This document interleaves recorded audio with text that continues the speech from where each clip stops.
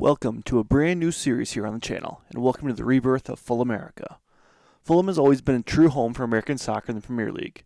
From the legendary Clint Dempsey scoring historic goals to Brian McBride anchoring the frontline, the connection between the club and the U.S. men's national team runs deep. Today is July 7, 2025. The summer transfer window is officially open. We are stepping into a massive dual management project. Our goal is to return Fulham to European glory, play high-octane soccer, and rebuild the foundation for the United States to make history of the 2026 World Cup. Let's look at the hand we've been dealt in day one of our preseason. Right out of the gate, our absolute star left back and U.S. men's national team anchor Anthony Jedi Robinson is starting the summer on the training table with an injury. So again, Anthony Robinson, Jedi, super athletic, super physical, great work rate. But unfortunately with him injured, Ryan is going to be stepping in the first team on the left flank. He's got a massive opportunity on this preseason to prove he belongs in our long-term plans. Again, another one, extreme physicals. Tom Kearney is the engine in our center midfield. Unfortunately, he's 34 years old. With that brilliant mental, that 34 years old really kind of limits what he's going to be. We're going to have to look at potentially finding a replacement. The other midfielder, Alex Iwobi. Again, he's occupying the right midfield or slot right now as a channel midfielder. He's extremely dynamic, but our system requires central midfielders to track back to defense, and he might struggle with that. As you can see in possession, we are super aggressive, pushing forward, pushing those wings up, midfielders attacking. When we go out of position, both those midfielders drop to the defense, and this is where it kind of makes me nervous for our midfielders, who we currently have. Neither of them are great defensive midfielders at this point. But hopefully with this kind of instruction, playing super aggressive, super high-paced, we should be in a good spot. Again, we're running that 3-2-5, extremely aggressive, trying to get as many goals as possible, and looking to be an aggressive Premier League team, trying to perform some upsets. Financially, we're not in a good spot compared to the rest of the Premier League, only just under $2 million in the transfer, $6 million salary. We have a bit of a debt right now, but again, looking at money-wise, we're not in a bad spot. We just need to make some more. Again, players looking at Paxton Aaronson's one of them. 21-year-old American, kind of fits both that men's national team and Fulham, potentially coming in a Premier League player. Again, unfortunately, just slightly over our budget, so we have to have some deferred money, but again, a potential signing that we can look into in the next episode. Another one is Santiago, is going to be another 20-year-old American. Again, fits both needs, really focusing on highlighting players for both the U.S. team and the Fulham. Again, the more scouting we do in America, kind of building this nation up, the better for both squads. And again, that continues on with Julian Eystone, a Brentford under 21's prospect out of America, goalkeeper, 6'7" goalkeeper, great aerial reach. Again, is that American, so potentially could be our long-term answer in men's national team goalie. Again, slightly of our price range, would take some deferred money. On the other end, Mike Penders, a little more about similar option, this time non-American, Belgium. Also 6'7", super tall.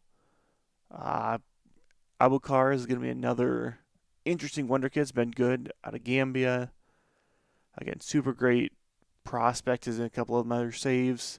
Joan Gadao, a French center back, super tall, 6'5".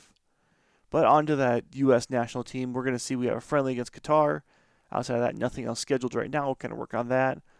And on that men's national team, again, a lot of similar players you will see in the current World Cup. Again, recording this on May 25th, right before America's next game.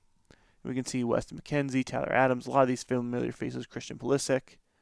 Haji Wright's one I wanted to focus on. Again, a super interesting striker, 6'4", really good physicals, great penalty taker. Again, like to see where he fits in. And of course, we have Balogun, who's been just a star this actual World Cup. We're going to see how he does in the game, see if he kind of replicates that. But this men's national team's kind of set in stone. Like to fill some more spots in with some younger guys to get some experience. Just some of those players, again, ones we've talked about earlier that we scouted. Just kind of scrolling through the list here of potential guys. Johnny Cardoso is one of them that could actually fill a spot. One I was really thinking he was going to make it playing in Spain right now. Unfortunately, didn't quite get as much run as we were expecting out of him. But again, a great positioning, great stamina, kind of a work rate center defensive midfielder.